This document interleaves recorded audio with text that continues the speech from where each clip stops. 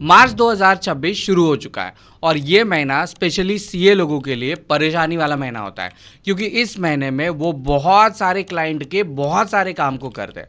अब क्या हुआ, पिछले महीने मतलब फरवरी महीने में मैं एक सीए कम्युनिटी मीट के लिए गया था, जहाँ पे मैंने बहुत सारे सीए से बहुत सारी बातें की और वहाँ पे हम प्रॉब्लम्स पे डिस्कस कर रहे थे, सॉल्यूशंस पे डिस्कस कर रहे थे, नए आने वाले इनकम टैक्स के ऊपर डिस्कस कर रहे थे।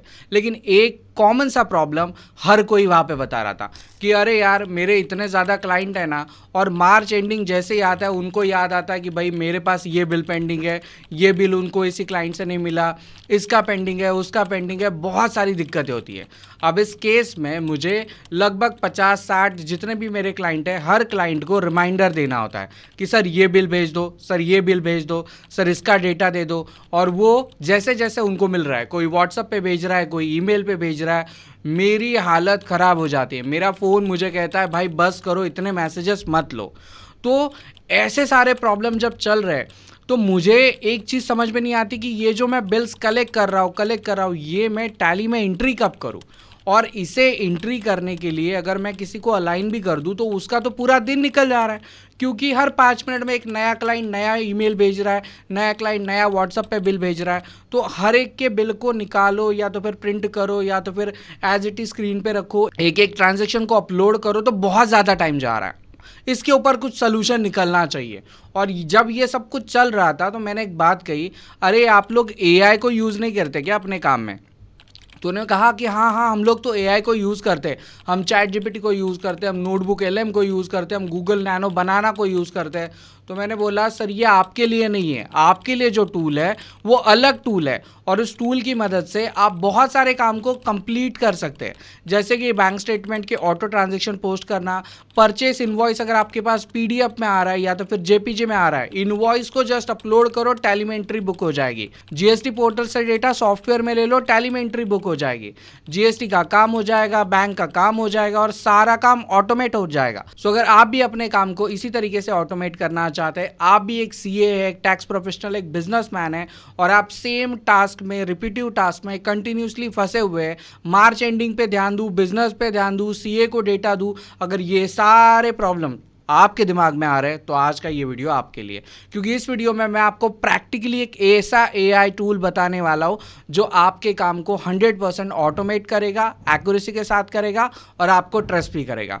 तो चलिए शुरू करते हैं इस इंटरेस्टिंग वीडियो को, और इस वीडियो को देखने के बाद आपका जो भी अच्छा फीडबैक रहेगा वो मुझे कमेंट सेक्शन में चाहिए। तो चलिए इस इंटरेस्टिंग वीडियो को शुरू करते हैं। तो चलिए अब हम अपने टैली पे आ चुके हैं, और मैं आज आपकी परचेज बुकिंग की कंसेप्ट को पूरी तरीके से चेंज करके दिखाने वाला हूँ।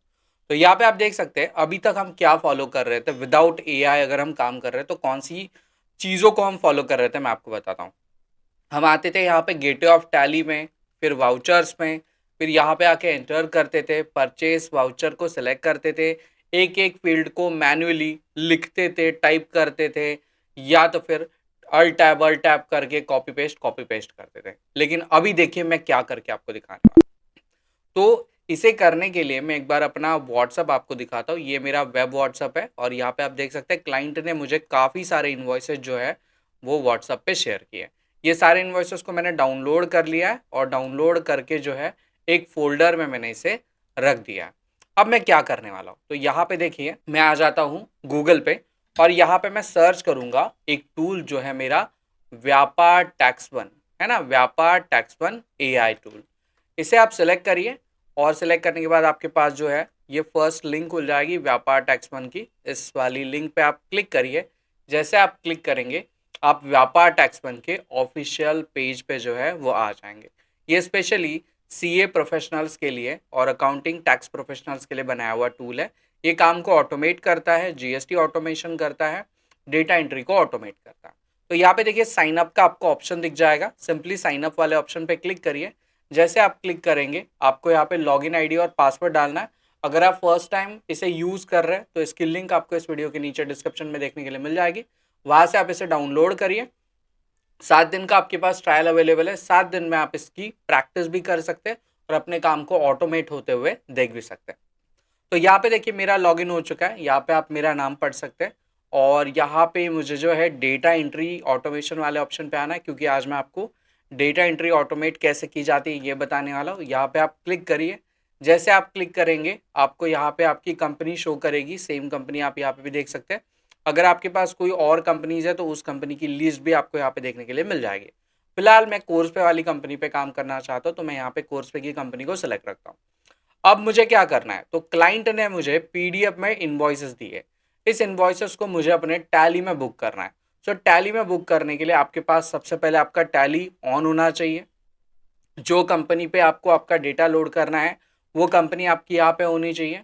दूसरा, व्यापार की तरफ से हमें एक टूल मिल जाता है। इसके लिए आपको यहाँ पे नीचे नीचे देखिए, आप लॉगिन का मेरा ऑप्शन दिख रहा है, मेरा नाम दिख रहा है और इसके ऊपर एक क्वेश्चन मार्क मतलब हेल्प एंड रिसोर्सेज का एक ऑप्शन दिख रहा है।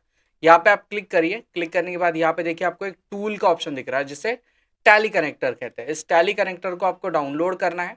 जो भी लॉगिन आईडी आपने क्रिएट किया वो लॉगिन आईडी आपको यहाँ पे लिखना है और दैट्स इट। वो कनेक्टर आपके टैली के साथ कनेक्ट हो जाता है। अब आप जो भी इस पोर्टल पे काम करेंगे वो सारा काम आपके टैली में अपने आप हो जाएगा। चलिए इसका डेमो देखते हैं। तो अभी हमें क्या करना है, जो इनवॉइसेस पीडीएफ में आए उन इनवॉइसेस को टैली में बुक करना है। सो बुक करने के लिए आप डेटा एंट्री वाले ऑप्शन पे आएंगे। यहाँ पे आने के बाद देखिए आपको ट्रांजेक्शन का ऑप्शन दिख रहा है। ट्रांजेक्शन में हमें परचेस का ऑप्शन यहाँ पे देखने के लिए मिल रहा है। यहाँ पे आप सिंपली क्लिक कर दीजिए। जैसे आप क्लिक करेंगे, अब मैंने कुछ इनवॉइसेस एज अ डेमो के तौर पे यहाँ पे करके रखे थे, तो इस इनवॉइसेस को हम देखेंगे। साथ में यहाँ पे देखिए आपको अपलोड इमेजेस का ऑप्शन देखने के लिए मिल रहा है, जहां पे आप अपनी जेपीजी इमेज को भी अपलोड कर सकते हैं, पीडीएफ इमेज को भी अपलोड कर सकते हैं। एक्सेल का अगर आपने कोई फॉर्मेट बनाया तो वो भी आप यहाँ पे यूज कर सकते हैं। अगर आपके पास कोई फॉर्मेट नहीं है तो यहाँ पे देखिए हमारे पास ना बाय डिफॉल्ट फॉर्मेट भी देखने के लिए मिल जाते हैं, जहाँ पे मैं आपको बल्क एंट्री में लेके चलता जाता हूँ। यहाँ पे हम परचेस में क्लिक करते हैं। यहाँ पे देखिए आपको जो है कुछ सैंपल फॉर्मेट भी देखने के लिए मिल जाता है, जहाँ पे अगर आप इन्वेंटरी के साथ काम कर रहे हैं तो इन्वेंटरी वाला, विदाउट इन्वेंटरी वाला। तो ऐसे मल्टीपल ऑप्शंस भी यहाँ पे आपको देखने के लिए मिल जाते हैं। फिलहाल हम ट्रांजेक्शन्स में परचेस वाले ऑप्शन पे आएंगे। यहाँ पे आने के बाद हमें यहाँ पे अपलोड इमेज वाले ऑप्शन पे क्लिक करना है और यहाँ से मैं परचेस इमेज इस फोल्डर को सिलेक्ट कर रहा हूँ। जैसे मैं सिलेक्ट करूँगा ये मुझे कहेगा कि आप अपनी इमेज को सिलेक्ट करिए। तो जस्ट मैं यहाँ पे क्लिक करूँगा। जैसे क्लिक करूँगा मुझे अब वहाँ पे जाना है जहाँ पे मैंने अपने डेटा को स्टोर करके रखा है। तो यहाँ पे देखिए मैंने कोर्स पे नाम से एक फोल्डर बनाया डाउनलोड में। यहाँ पे जाऊँगा, किसी भी एक फाइल को सिलेक्ट करूँगा और ओपन कर लूँगा। जैसे ओपन करूँगा ये फाइल यहाँ पे अटैच हो जाएगी। अपलोड वाले बटन पे क्लिक कर दूंगा। ये फाइल यहाँ पे देखिए अपलोड होनी स्टार्ट हो चुकी है। विद इन कुछ सेकेंड्स में आपको यहाँ पे फाइल दिखनी शुरू हो जाएगी। अब नीचे हमने एक फाइल अपलोड करके रखी हुई है जिससे मैं आपका टाइम बचा पाऊँ। तो यहाँ पे मैं क्लिक करता हूँ। जैसे मैं क्लिक करूँगा यहाँ पे देखिए मेरे पास एक ऑप्शन आ चुका है कि क्या आपका ये इनवॉइस अकाउंटिंग वाला है या इन्वेंटरी वाला है। तो इस तरफ अभी हमारा आइकॉन है, इसका मतलब आइटम इनवॉइस है, लेकिन मैंने जो बिल अभी अपलोड किया है वो सर्विस का है। तो इस आइटम इनवॉइस वाले ऑप्शन को मैं ऑफ कर दूंगा और जैसे मैं ऑफ करता हूं आप देख सकते हैं जो बिल मैंने अभी अपलोड किया है वो बिल यहाँ पे दिखना आपको शुरू हो चुका है। साथ में उस बिल की अपने आप परचेस की एंट्री बुक हो रही है। यहाँ पे फाइनेंशियल ईयर सिलेक्ट हो चुका है, डेट आ चुकी है, पार्टी का नाम आ चुका है, जीएसटी नंबर आ चुका है, ये लेजर कौन सा उन्होंने लिखा है, जैसे उन्होंने लिखा है ईआरपी सॉफ्टवेयर, तो यहाँ पे ईआरपी सॉफ्टवेयर आ चुका है। लेकिन आप कौन से लेजर में इसको दिखाना चाहते हैं, तो यहाँ पे जो मैं है ERP software for education services इस ऑप्शन को सेलेक्ट करना चाहूंगा।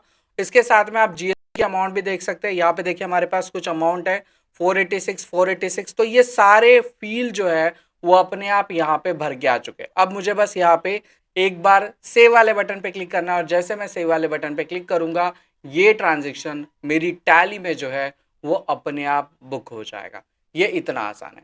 अब आपके पास 100 बिल आए, 200 बिल आए, 1000 बिल आए, आपको क्या करना है, जस्ट उस बिल को इस टूल के अंदर अपलोड करना है। डेटा आपको एक बार चेक करना है, कौन सा एक्सपेंस आपको बुक करना है, बस उतना ही इसको आपको बताना है। और एक बार आपने अगर सेव कर दिया तो आपका जो ट्रांजेक्शन था वो आपके टैली में बुक हो जाएगा। इतना आसान है।